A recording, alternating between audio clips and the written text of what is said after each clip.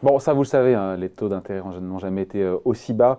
Le chiffre est dingue, hein, 17 000 milliards de dollars se traitent aujourd'hui dans le monde de dette publique à taux négatif, voilà, sous 0%.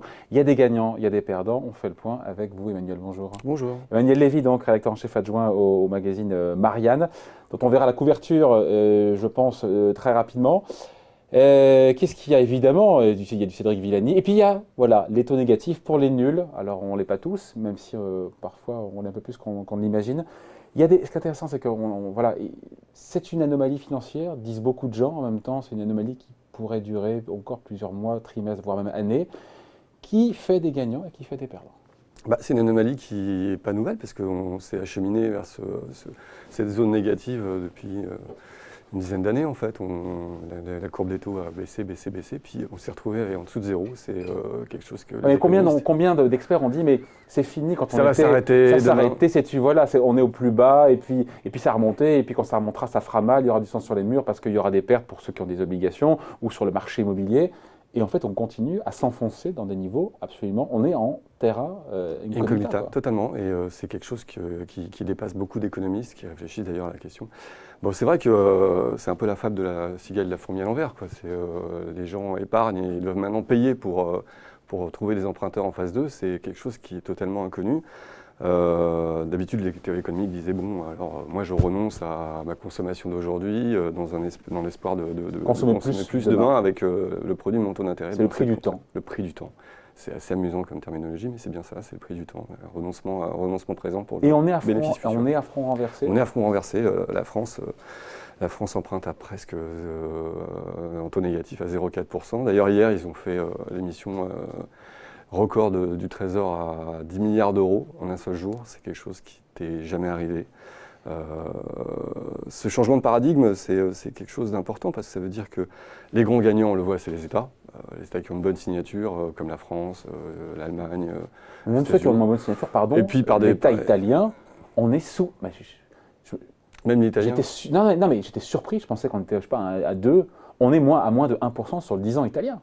Bah oui, mais faut payer pour avoir son argent garanti parce que c'est moins que les États-Unis. Les États-Unis, les 10 ans américains est à 1,50. L'Italie est à moins de 1% sur l'endettement de l'État à 10 ans. Ah ouais, c'est l'Italie dans l'euro. Oui, c'est un parapluie, c'est ça. C'est un petit parapluie. Bon, et donc grand gagnant évidemment. Alors, les États.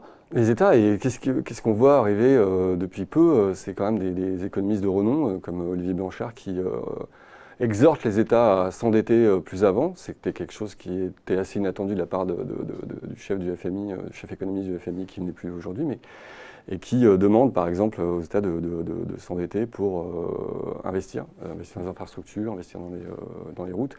En France, ça serait formidable puisque si on se mettait aujourd'hui au niveau du taux d'investissement dans les infrastructures de 2009, il faudrait 22 milliards de plus, donc on est très en deçà. Si on se mettait au niveau du taux d'investissement de la France dans les infrastructures d'il y a 10 ans, on serait 22 milliards de plus. Voilà, c'est ça.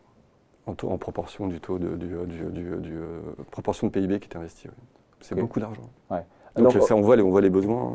Donc les États, les particuliers, pour les particuliers, ça dépend. Il y a deux effets contraires.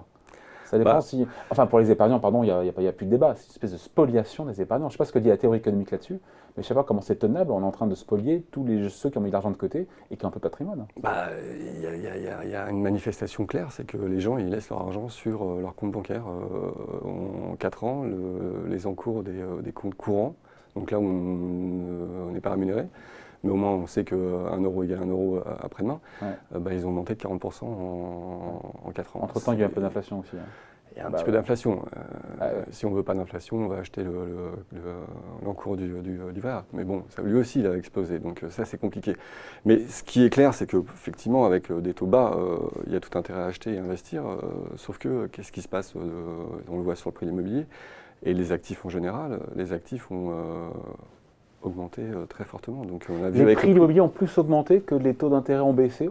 Vous avez regardé ça de près d'ailleurs? On a regardé. Ça se compense pas. Ce qui est manifeste, c'est que de fait, les prix de l'immobilier à Paris sont tous maintenant au-dessus de 10 000 euros le mètre carré. Donc, Paris n'est pas la France. Paris n'est pas la France. Hein?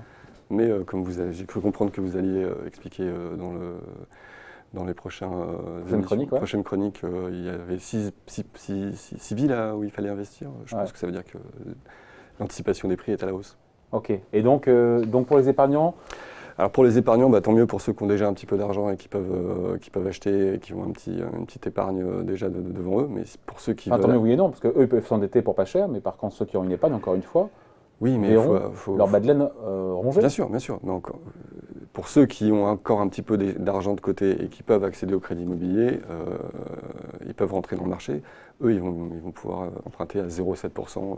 Pour certains, c'est vraiment pour les grandes entreprises aussi, c'est une aubaine. On a vu encore des émissions de boîtes du CAC 40. La résultante, c'est pour les... Même à taux négatif, on est sur du taux négatif pour plein de boîtes du CAC 40, sur des maturités plutôt courtes. Orange a émis fin juillet ou fin août 750 millions, fin août, 750 millions d'euros à zéro.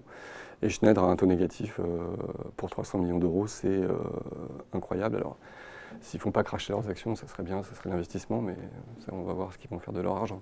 Souvent, ça sert notamment, mais moins qu'aux États-Unis d'ailleurs, à racheter les actions en circulation, ce qui fait monter mécaniquement aux États-Unis, le et donc le cours. Aux États-Unis, le solde de la bourse est négatif, c'est-à-dire que la bourse détruit plus de capital qu'elle n'en crée. Avec les rachats d'actions, c'est assez... On est à front renversé, on marche sur la tête quand même sur plein de sujets. Justement sur les taux négatifs, sur le fait qu'effectivement cet argent sert, encore une fois, il y a plus de rachat d'actions que d'émissions d'actions. Ce sont des vraies questions qui devraient interroger tous les économistes et poser des questions à chacun des gouvernants, parce que... et poser la question des banques centrales, parce qu'une des grandes perdantes... Pour vous, c'est ça, votre idée, c'est que les grandes perdantes, ce sont les banques centrales, les grandes perdantes de l'ère des taux négatifs. Là, pour le coup, il faut m'expliquer. C'est quand même... D'accord, il faut m'expliquer.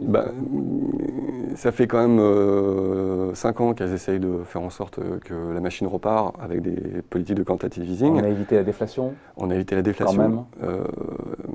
On la paye par des taux d'intérêt négatifs, ce qui est quelque chose qui est assez proche. On le paye avec taux négatif, donc les épargnants. Les épargnants payent, oui, bien sûr.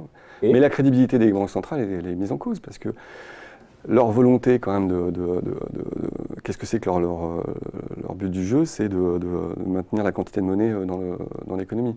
Là, ils sont en train de perdre complètement la partie de la mainmise qu'ils avaient sur cette politique qui leur est dévolue, au travers du refinancement des banques commerciales. Aujourd'hui, on crée avec les quantitative easing, on crée de la monnaie pour les banques, par les banques, dans les banques, et on ne voit pas quand on regarde il y a le chiffre qui est sorti cette semaine sur le taux les crédits à l'habitat, les crédits immobiliers, plus 7% sur un an. Donc il y a plus de crédits qui est distribué. Donc cet argent qui est fabriqué, il se retrouve bien dans le financement de l'économie réelle, au travers l'immobilier. Moi, j'ai pas vu la croissance retourner, mais bon, il y a des encours de crédit immobilier en hausse de 7% à vérifier. Il y a un peu d'encours de crédit immobilier, il y a un effet volume, il y a un effet prix, sans doute. Mais si on regarde aussi les crédits aux entreprises, dans les bilans des banques, ça n'est que 8% du bilan, c'est très faible et c'est stable. Donc pour vous, cet argent qui a été créé ne s'est pas assez retrouvé dans le circuit l'économie réelle. Voilà, donc là, on a une vraie question sur la crédibilité de la Peut-on boire un âne qui n'a pas soif? Vous connaissez l'adage aussi. Ah oui, non, bien sûr. Ouais. Encore faut-il créer donc il faut créer les autres leviers de la politique économique, que sont la politique budgétaire ou les politiques réglementaires. Mais en tout cas, là, ce qui est clair, c'est que le bilan des banques a explosé. Pourquoi est-ce que ce sont des grandes perdantes? Parce qu'elles prennent un risque de... ce qu'on a vu avec moi, c'est ça? Il y a une crise de crédibilité.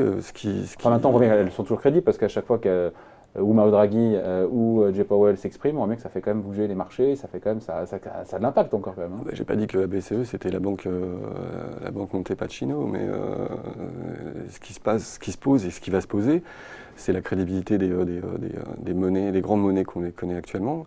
Et d'ailleurs, ça n'a pas échappé aux GAFAM. Le lancement du Libra, c'est aussi clairement de Facebook, c'est clairement un défi global à la crédibilité des grandes monnaies souveraines qu'on connaît jusqu'à aujourd'hui. Après la question à $1 milliard, et on sort pas du sujet, mais on finit là-dessus, c'est que savoir cette anomalie financière, si elle est partie pour durer, ça change encore une fois tous les dogmes et toute la doxa économique qu'on a pu nous enseigner. Complètement. Moi, je ne sais pas vous le dire. Si je le savais, je prendrais des positions. Mais c'est pas le cas. En attendant, on peut tranquillement lire Marianne cette semaine, avec notamment donc, cette enquête sur les taux négatifs pour les nuls et bien d'autres sujets notamment. Je vois les réseaux de celui qui défie Macron, Cédric Villani, c'est aussi l'actualité politique de cette semaine. Merci beaucoup, Daniel. Merci.